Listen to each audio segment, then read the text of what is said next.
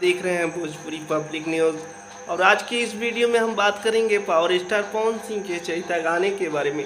जी हाँ, 10 साल बाद पावर स्टार पवन सिंह चैता लेकर आ रहे हैं और इस गाने का नाम है कटनी ना होई बलम। इस गाने को गाया है पावर स्टार पवन सिंह और उनका साथ दी है, मतलब वीडियो गाना रिलीज होगा तो वीडियो में उनका साथ दिए हैं महिमा सिंह जी ने। और ये महिमा सिंह भोजपुरी के हर बड़े कलाकारों के साथ काम कर रहे हैं, पावर स्टार पवन सिंह के साथ पहली बार काम कर रहे हैं।